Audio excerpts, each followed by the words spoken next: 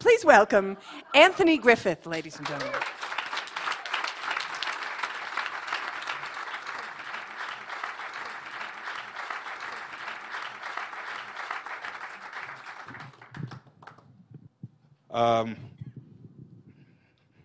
Charles Dickens' classic Tale of Two Cities starts off with the phrase, "It was the best of times, and it was the worst of times."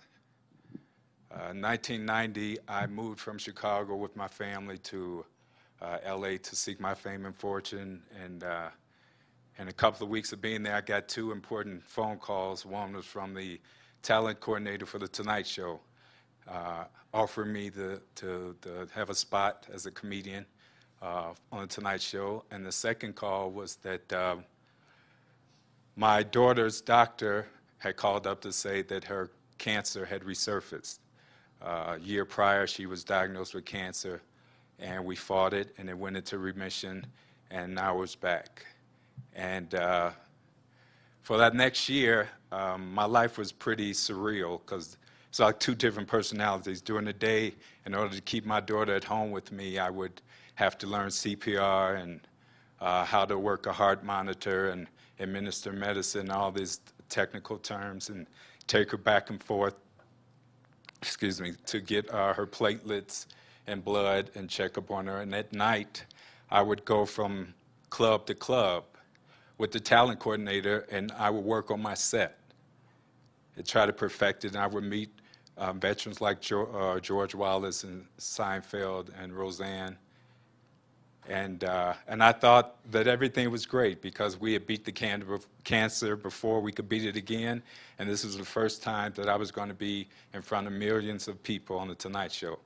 And the first time on The Tonight Show, I was extremely nervous. All I could think about while I was backstage being introduced was, don't mess up. Just don't mess up. Whatever you do, don't mess up. And the curtains open, and there's 600 people, and the cameras, and Johnny's over there, and the band is over there, and I don't know what I said for the next 6 minutes, but I got 6 applause breaks. And the great part of that night was that I was going to my car, and I met Johnny, who was going to his car, and it was just a private moment between us in the parking lot of him saying, "You were very funny. You're extremely funny. Start working on your second Tonight Show, because I want you back." By the time I got the official call for my second Tonight Show, my daughter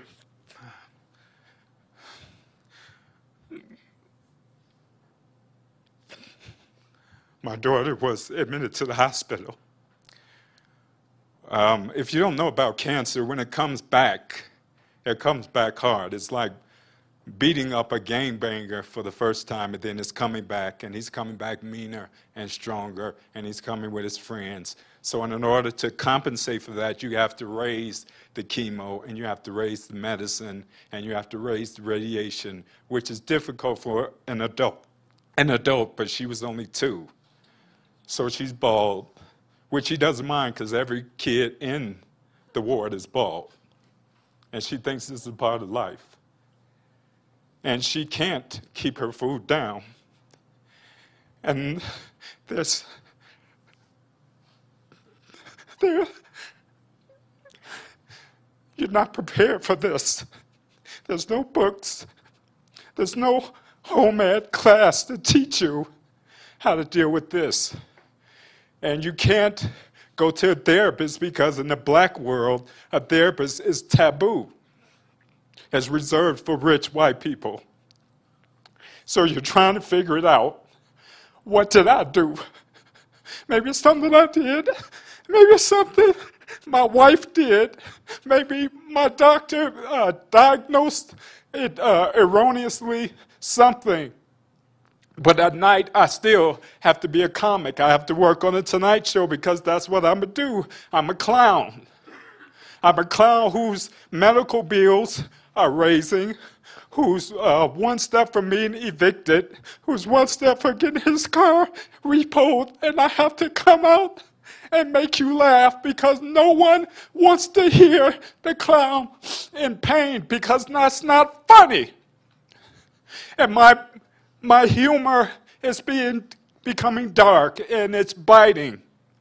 And it's becoming hateful. And the talent coordinator is seeing that there's a problem because the NBC is all about nice and just everything is going to be okay. And we're starting to buck horns because he wants everything light and I want to be honest and tell life.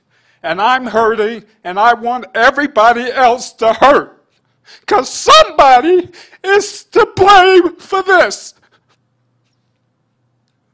So I buck up and I suppress my anger and I form and develop a nice, cute routine for the second Tonight Show. And I get applause breaks and I get asked to come back for a third time. And I'm perfecting my third set. And the doctor asked me to come in. And I know something's wrong because even the doctor is crying.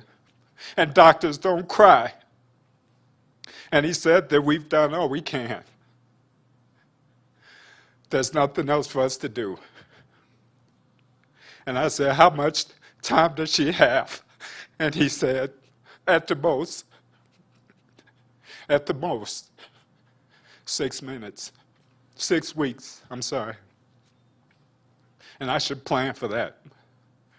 And I'm thinking, how do I plan for that? I haven't planned to buy her first bicycle.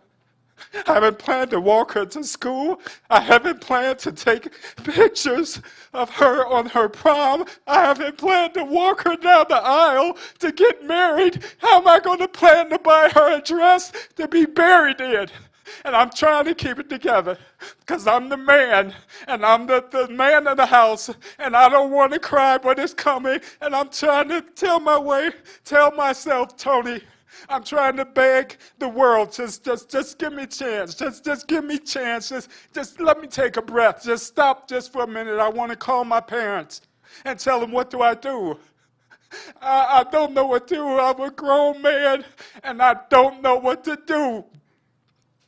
And a voice in me comes up like Denzel from Training Day. Man up, nigga! You think you're the only one losing kids today? 25 kids walked in here with cancer, only 5 walking out. This ain't no sitcom. It don't wrap up all nice and tight in 30 minutes. This is life. Welcome to the real world. And he was right. So I bucked up because that's what I'm supposed to do. And on my third Tonight Show, by that time my daughter had died. And I had 6 applause breaks that night. No one knew I was mourning. No one knew that I could care less about the Tonight Show or Johnny Carson. In 1990, I had 3 appearances with the legendary Johnny Carson and a total of 14 applause breaks. And I would have given it all if I could just have one more day sharing a bag of French fries with my daughter. It was the best of times. It was the worst of times. Thank you.